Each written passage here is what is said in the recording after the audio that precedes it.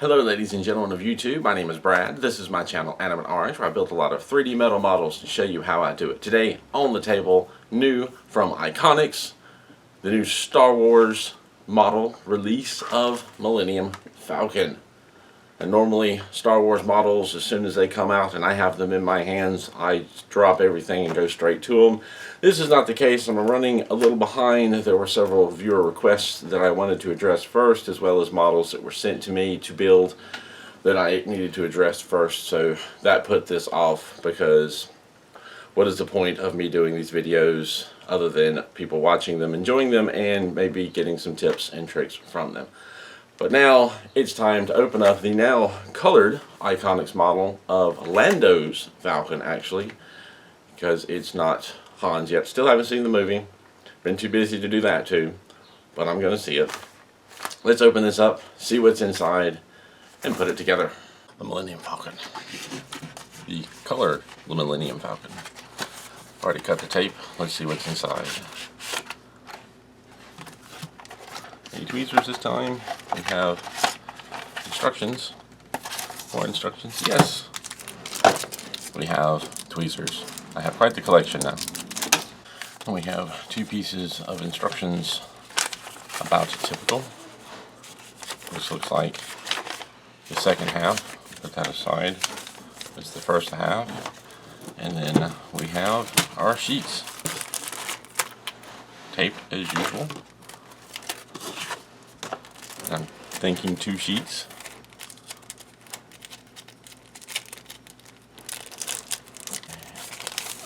Pull these carefully out, and they're very powdered coaty white looking with black and blue. You know, not really any different from what I expected. And there's 2 of them. So it's not a lot of color, it's a lot of white. Still kind of neat. More detail to it. Put these off to the side. And let's take a quick peek at the first sheet of the instructions. I'm going to make some assumptions that you've maybe done a model or 2 before, so I'm not going to spend a lot of detail going over the instructions. I'm just going to kind of briefly cover them. You open up the first sheet. You've got page 1 here with the 2 metal sheets shown, the diagram with all the part numbers listed so you can find the parts. There's some color coding going on with similar like parts, so you don't have to keep numbering the same part over and over. Move over here. We've got a line drawing of the model. We've got one of the sample parts with a notation about tab slots and fold lines. We've got the legend. Throughout the build assembly steps, you'll see notations for the engraved side, the non-engraved side, so you know which way to face the part. Attention points, pay attention to something important, usually alignment details. Blue circle means to insert a tab and fold at 90 degrees. Green triangle, insert and twist, and some assembly tips and tools that you might find handy. And then below that we start with step 1 with part 1, and there's a B. Don't know what the B means. Oh, never mind. This is kind of neat. So they've got sheets labeled with A and B, which is kind of neat. So you know that part 1 is found on the B sheet, and you shape and fold that this way. Come down here and continue, and then you've got that arm and cockpit area. And in step 2, you've got 2, which is also found on sheet, well, it is found on sheet A, and part 3 found on sheet A. You fold and bring these 2 together, and then you've got part 4, B. You just follow the steps, folding and adding the parts together, and it also is nice enough to tell you which one of the 2 sheets it comes off of. When you're done with that, flip over to page 3, keep going, page 4, and once you're done with this, you open up the next sheet, continue on with 5, 6, and 7, so on and so forth. And one thing that I am curious about that I'm going to look at really quickly is, does this thing have landing gears? Because the previous Millennium Falcon ICONX model did. I kind of hope this doesn't. Yeah, it does. They were a pain. They're tiny, and they were a pain for me last time. But, you know, I've got more build experience now, so perhaps that won't be as challenging as it was before. Let's take a moment to talk about tools. This is a very basic set of tools that I use in pretty much every build. I've got a very standard set of tweezers that I use very frequently. I've got some precision tweezers, another flat set here, and a couple of pointed tweezers, one of which I've ground the tip down just a bit to make it a little flatter for grabbing tabs. I have clippers that I use to get the parts off of the sheets quickly and easily. It's better than bending and trying to break them off. And then a couple of different pliers, a flat nose set and a long needle nose pliers set. They come in handy for bending in different situations. When it comes to shaping rounded parts, there are many options. I used dowel rods for a long time. I sharpened the ends of 2 of them with a pencil sharpener. These 2 are great for making cone shapes. Another option is a cheap drill bit set. This set has quite a few different sizes to choose from. Another option is a set of step mandrels. For shaping ball shapes or dome shapes, I've got this fondant set, I believe it's called. I found it by accident, but essentially it's got different sized spears on the end of a stick, so it's easy to hold on to it while you put a part on it and shape it around, unlike a bead or marble that could accidentally pop out from under you and cause problems. I have a sculpting set here that I occasionally use, and they have all kinds of different shaped ends on them. Some flat, some angled, some spoon. There's a couple of hooks. They're useful for reaching in and bending and pushing and pulling tabs and shaping parts from the inside. We've talked about some tools. We've got the instructions and sheets at the ready and some basic tools to get me started. Let's build Lando's Falcon.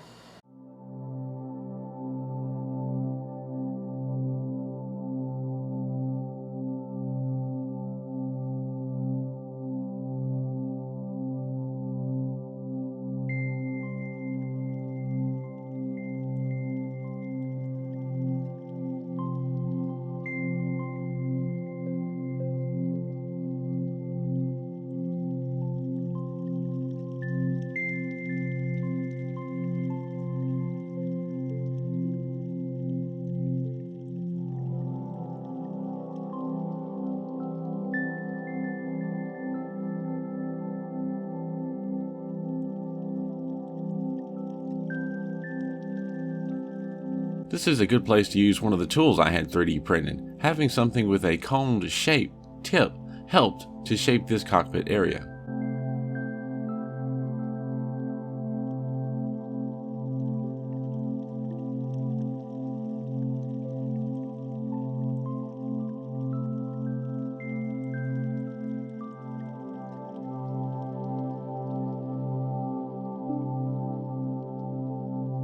I missed a tab.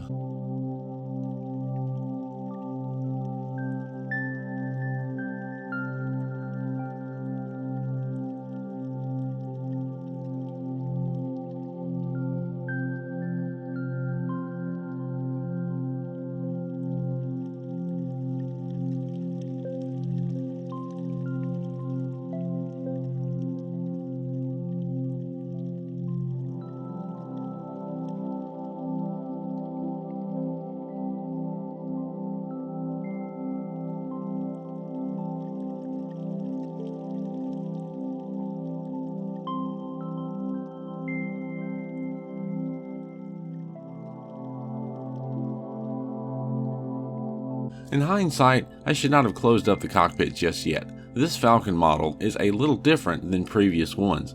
There are tabs that hold the bent section in place. I had to come back and open this flap up to bend those tabs over.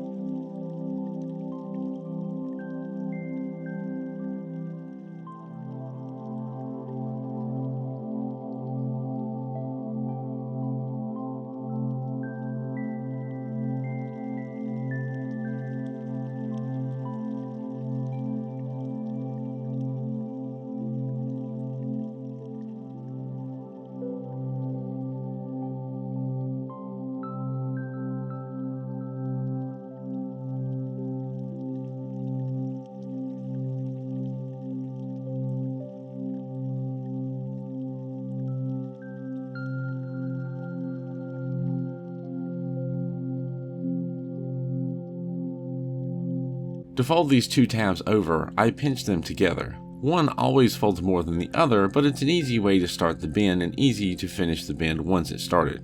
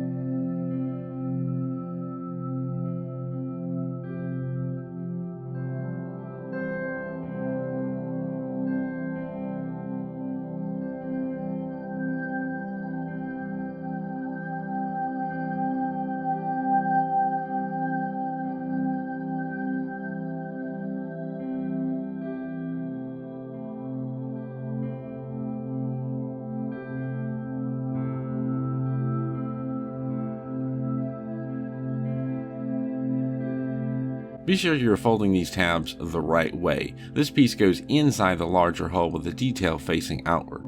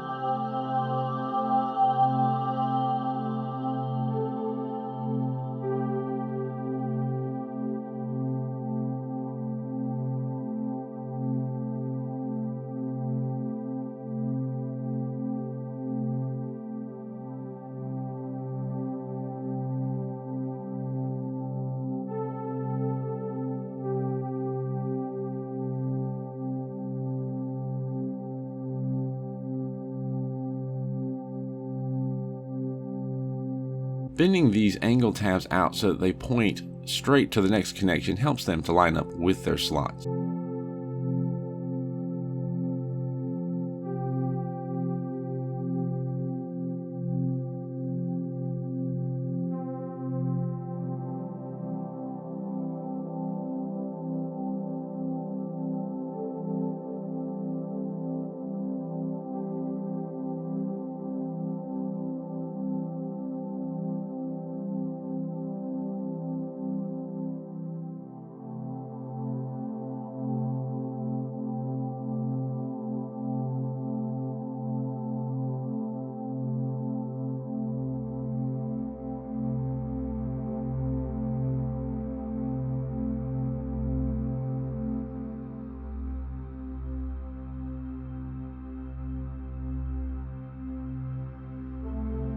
I could not get the tabs on part 13 to line up with their slots at first, but after putting a slight bend or curve in it, things went together just fine.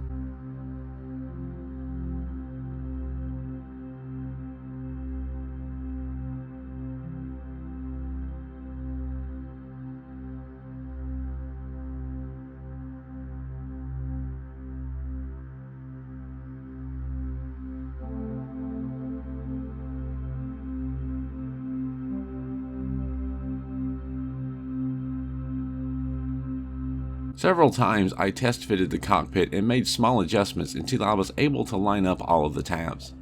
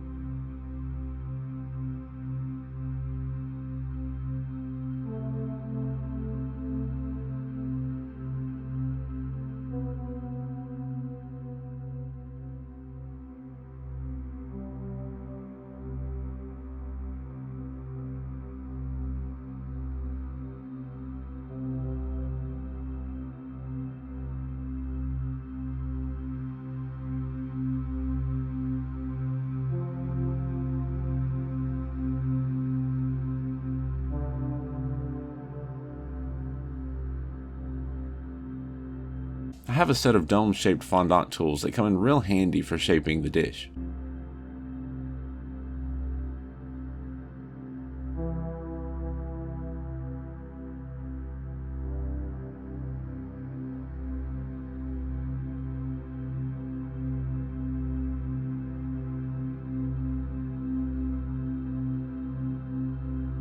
Using the length of the handle of the tweezers is a decent way to bend over some longer areas.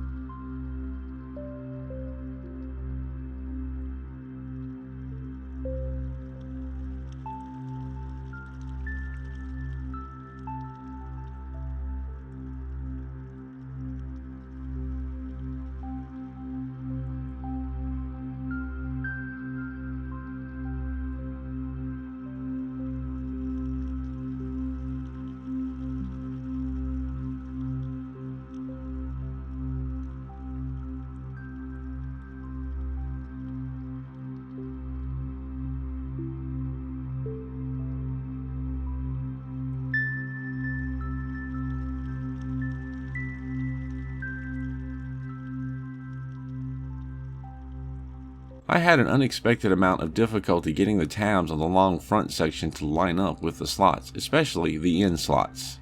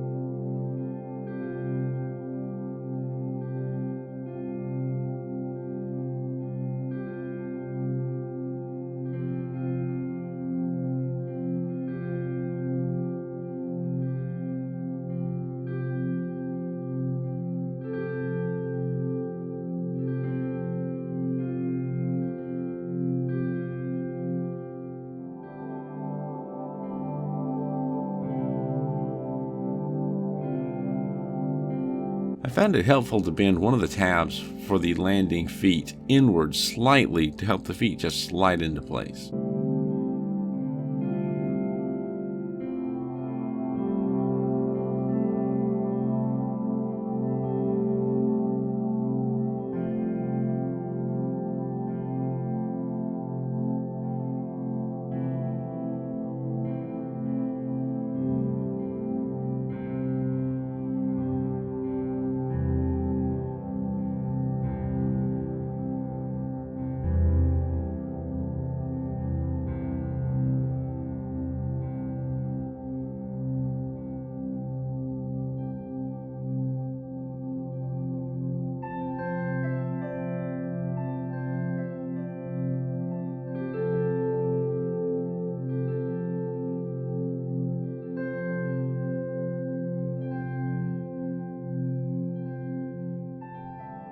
The sides of this part were not quite even, the tabs did not line up, so I sort of evened them out by rolling the sides against the table.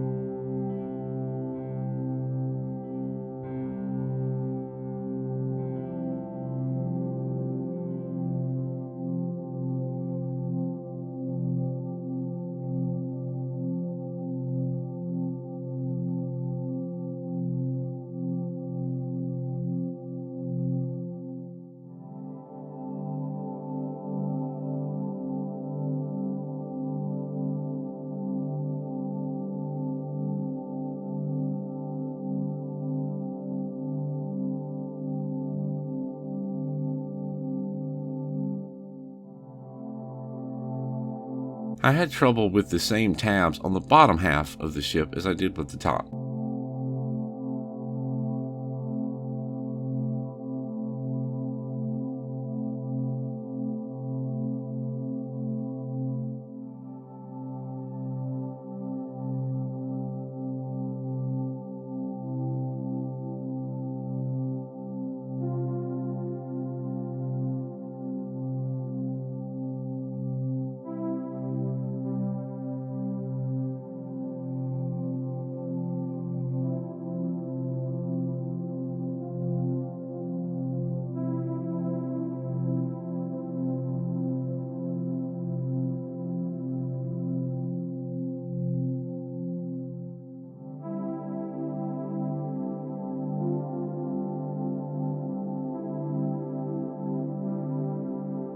I used the rear of the ship to shape the rear section of the ship, if you know what I mean.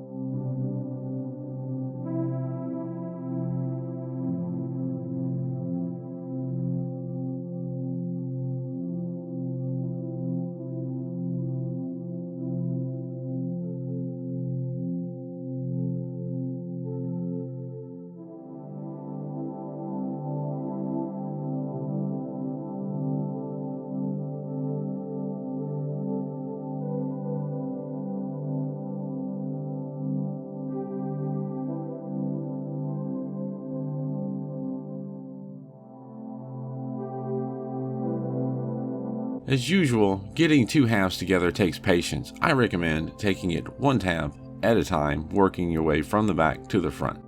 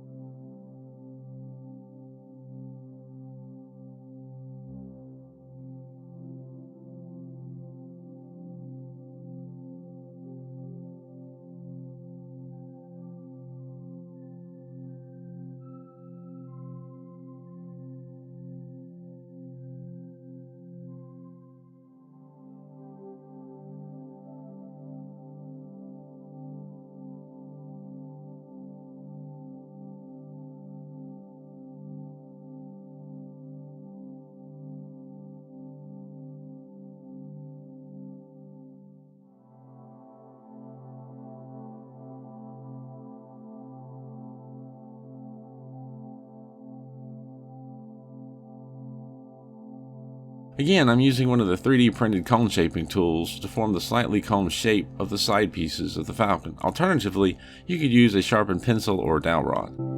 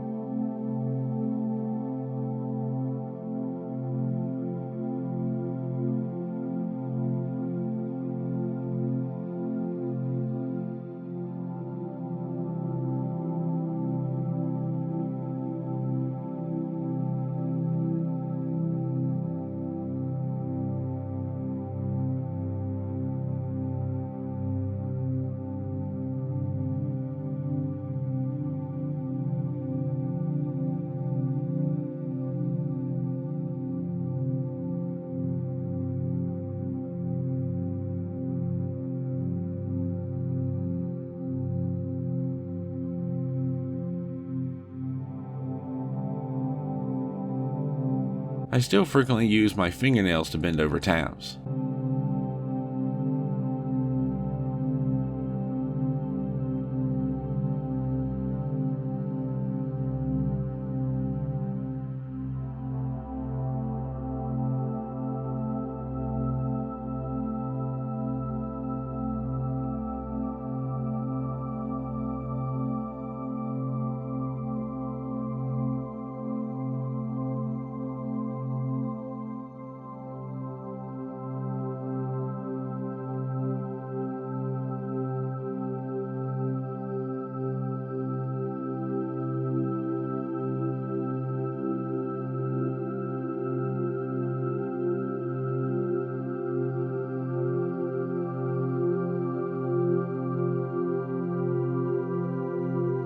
Just like the other ICONX Millennium Falcon, these last end pieces are a tight fit.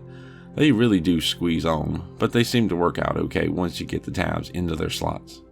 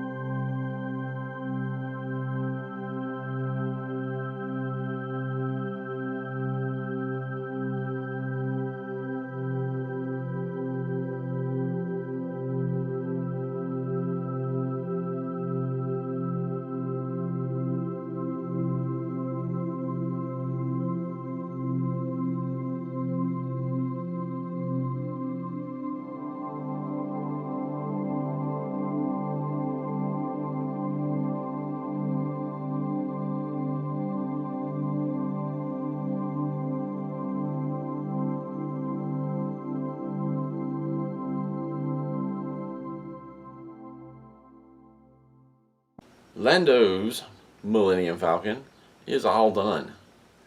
And yes, it builds in a lot the same way as the other ICONX Millennium Falcon. A lot of the same parts. There are subtle differences, some of them quite obvious. The front is different, so you have these large pieces to put on top and bottom. That is a little different. But most of the rest of it is pretty well the same. The guns are slightly different. The look is slightly different. This is different with this back flap and the tabs that kind of hold this angle part on. That's different. I both appreciate that they've added tabs to help hold this cockpit more in place, more properly shaped, and also frustrated that they added those because they were a bit difficult to get those tabs into their spot, and more so difficult to secure to actually make them useful, because otherwise they just slide back out. But in the end, lovely model. Definitely enjoy it. I kind of appreciate that it separates from its base, so if you were so inclined you can pick it up and fly it around and have some fun with it, because you know it's a Millennium Falcon. I do not appreciate the landing gears, and I was kind of hoping they wouldn't include it, but I suspected they would. They did.